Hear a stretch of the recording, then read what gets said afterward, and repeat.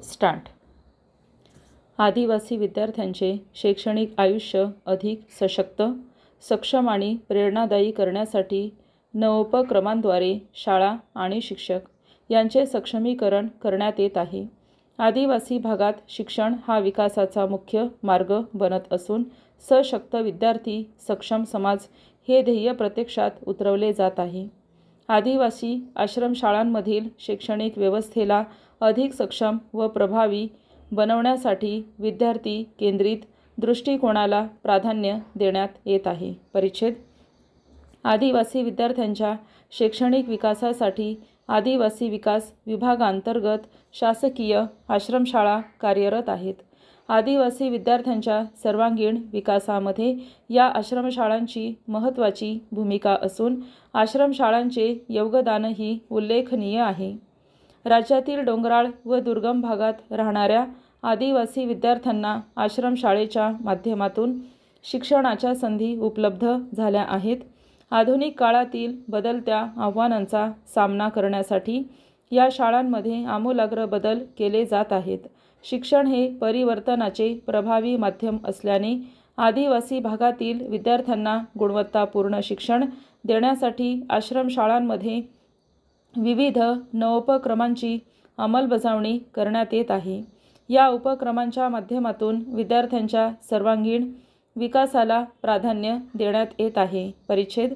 राज्यातील शासकीय आश्रमशाळांना आदर्श आश्रमशाळा म्हणून विकसित करण्याच्या दृष्टीने त्यामध्ये अत्याधुनिक भौतिक व शैक्षणिक सुविधा प्रदान केल्या जात आहेत.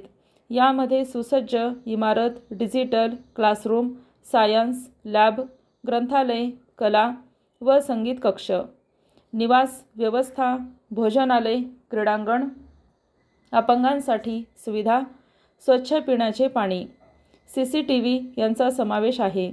शैक्षणिकदृष्ट्या कौशल्य जसे की समीक्षात्मक विचार, वैज्ञानिक दृष्टिकोन, संवैधानिक मूल्य, संवाद व सहकार्य विद्यार्थ्यांमध्ये विकसित केली जात आहेत.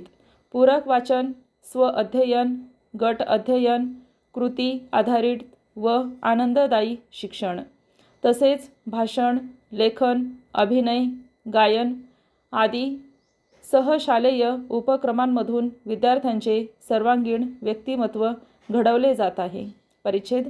इयत्ता 10वी व 12वीच्या परीक्षांमध्ये विशेष प्रावीण्य मिळवणाऱ्या आदिवासी विद्यार्थ्यांना प्रोत्साहन देण्यासाठी राघोजी भांगरे गुणगौरव पुरस्कार योजना सुरू करण्यात आली आहे. या योजनेअंतर्गत शासकीय आश्रमशाळा, अनुदानित आश्रमशाळा, नामांकित शाळा, सैनिकी शाळा तसेच एकलव्य मॉडेल रेसिडेन्शियल शाळांमधील अनुसूचित जमातीच्या विद्यार्थ्यांचा समावेश आहे. या योजनेनुसार महाराष्ट्र राज्य माध्यमिक व उच्च माध्यमिक शिक्षण मंडळामार्फत घेतलेल्या परीक्षांमध्ये राज्यस्तरावर प्रावीण्य मिळविणाऱ्या प्रत्येकी 5 मुले व 5 मुलींना तसेच प्रत्येक 9 विभागीय शिक्षण मंडळातील प्रथम 3 मुले व 3 मुलींना पारितोषिक देण्यात येणार आहे.